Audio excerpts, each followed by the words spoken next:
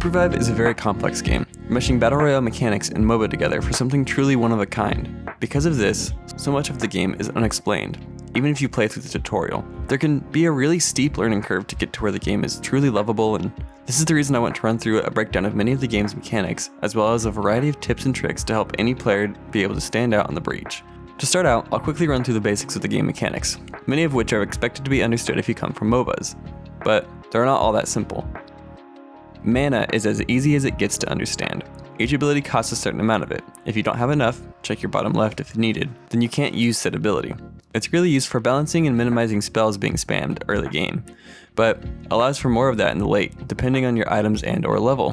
Which leads me to the big three of resources that make Supervive a pseudo MOBA: gold, EXP, and items. None of these are hard concepts, but must be managed correctly to lead to success.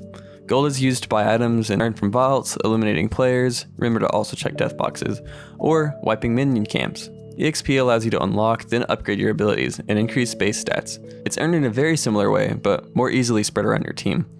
Items are bought with gold and give stat boosts or passive bonuses. Items are also what you unlock in the ever-controversial armory.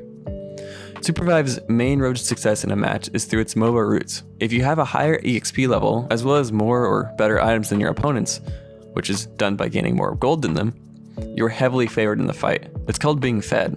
Supervive makes it difficult for a player to stay fed over a long period of time. They do this in a few ways, but this can actually be a positive, as most of these mechanics are geared around action. The first system they use is the day-night cycle. This cycle not only helps players know when a new wave of minions is spawning, but also caps your level each day. There are typically 4 days in a full match of Supervive, with the caps being at level 6, level 9, level 11, and level 13 respectively. This is likely why the champion agent characters in this game are called hunters. The trick is to get fed early, hit the level camp, and then you go player hunting. With all this in mind, the best approach to winning Supervive is also the most fun. I'll walk you through an ideal game, pretty much step by step, and sprinkle in some hot tips for combat and mechanics not mentioned in the tutorial. If you have anything to add, or you're bored out of your mind but your friend is making you watch this because they are a tryhard, let me know in the comments. Yep, we're starting here. Select your hunter. Seems easier said than done, but in reality it's easier done than said. In my honest opinion, just select anyone you think looks cool, fun, or hot. But if you want a good starter character, Shrike, Ghost, Hudson, and Eva are all pretty simple if you have them unlocked. Typically your team might want 1 healer, 1 DPS, and 1 tank, but Supervive does a reasonable job at allowing you to choose any role. Next, find a spot to drop. Ideally you can be near a shop, an objective, possibly a vault, but most importantly a cluster of minions. This may seem counter to what you've heard or your primary instincts, but break off from your team early and try to finish a whole minion camp on your own. This is because of one simple mechanic. XP is extremely valuable this early, and defeating a camp as a team forces you to split the XP. It will, with most hunters, be faster to level by soloing one camp, the circular icons, triangles, or the little bowls worth much less, to instantly gain your level 3, then to hop to a few different camps with your team. After your first camp, either engage on a lower level / equal level enemy hunter, or go defeat a bull or other minion camp as quick as you can. Why do this? Well, one hunter kill, according to my extensive research, seems to give you a base of 640 gold, going up depending on kill streaks, how much gold the enemy has, or other factors. A glove costs 500 gold, so one soloed minion camp, 400 gold, plus at least one hunter equals about 1000 gold. XP is so useful early because it's the best way to be ahead of your opponents. Level 3 is important because it is the moment you've unlocked all of your basic abilities. The next way to get ahead of anyone else who has already farmed isn't just by having the gold though, it's by spending it. Getting to the nearest base camp is your first goal in either of 2 scenarios. You earned at least 500 gold and don't have any nearby hunters to fight, or you gained at least 1000 gold. Go to a base camp, be sure to stand on the circle to capture it. Owning a base camp not only gives you vision on your map and in-game of the surrounding area and gives you a slight healing, but also allows you to press B to recall to it from anywhere on the breach. Enter the shop and buy the 2 gloves you own best suited for your hunt. You're the forge, but whatever. If you don't want to choose base recommendations or don't own them, it's good to know what the stats do. I'll run through it fast because it's self-explanatory. Move speed makes you walk faster, ability haste lowers your cooldowns, omnivamp gives you lifesteal, shielding gives you extra temporary health, max HP gives you more health, dash haste gives you ability haste but only for dashing, attack damage, range, move speed, mana, well do I need to explain any more of these? I'll answer in the comments if I'm forgetting one that isn't easy to already get. Generally, build attack damage on hunters that mostly use basic attacking. Use ability haste and mana for hunters like Bebo that strive on only abilities. Use dash haste and omnivamp on melee, or dash heavy champs such as Jewel here, where your dash is pretty much your entire kit.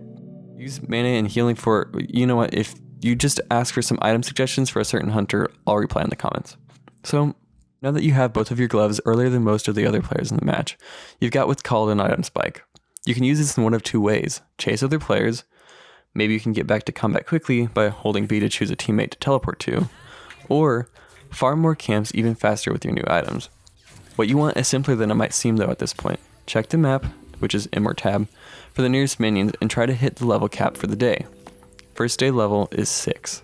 As soon as you've hit the caps or surpassed it, which I'll get to in a second, spend any remaining gold you can unless you're saving for a relic, or if there is a relic shop nearby, go buy one, and then go hunting. If you've got player kills early, that XP can exceed the level cap, so you should be slightly above anyone who wasn't able to achieve what you did. If you are lower than the cap for that day, try not to fight. With your level and item advantages, your team should chase as hard as you can for the rest of the day.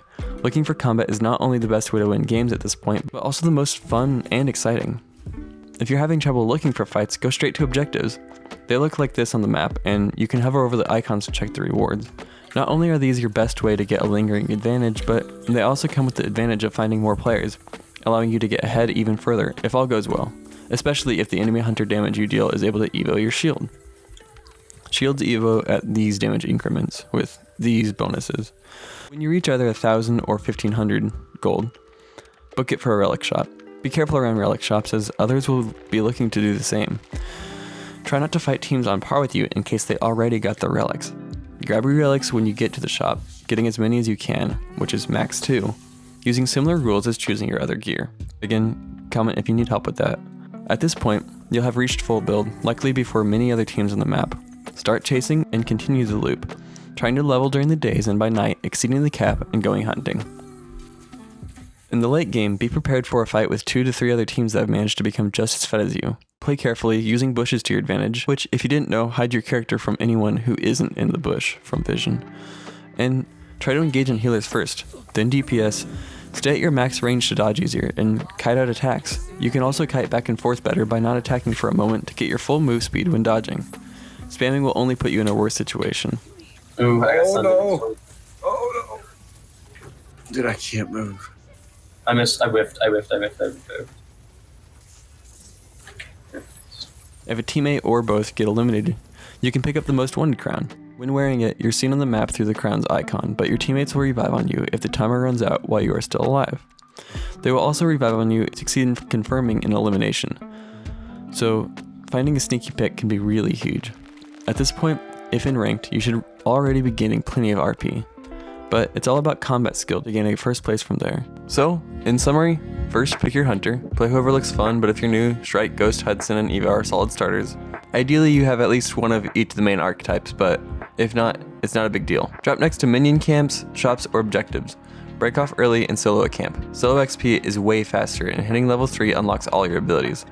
One camp puts an early kill is enough gold for a huge item spike. Capture a base camp, buy 2 gloves for your hunter, or 1 if that's all you can afford, and start farming to the daily level cap. Remember, the day and night cycle sets soft level caps at levels 6, 9, 11, and 13. Farm until you hit the cap, then go hunting. Objectives like Abyssal Hatchlings and Lava Baron give unique perks and force fights, making them the best way to stay ahead and find action. After stacking gold, head for relic shops. You can buy up to 2, and they're a massive boost to your build. In the final fights, expect 2 or 3 fed teams. Focus down on healers first, then DPS, then tanks. Use bushes for ambushing, kite with your movement speed, and don't panic spam your abilities. If your team gets wiped, grab the most wanted crown. You'll be revealed on the map, but teammates revive if you survive the timer or confirm a kill. So remember, solo farm early, spike fast, push objectives, grab relics, and play smart team fights. Do that and you'll stand out in the breach. Hopefully this breakdown is not only useful for winning, but also increasing your enjoyment and understanding of Supervive. If there's anything else you'd like to add or you think my tips are terrible, leave a comment. I'll correct any mistakes there as well, and I look forward to helping many other players stay on the breach. So, remember to keep vibing and stay super. I don't know about that one.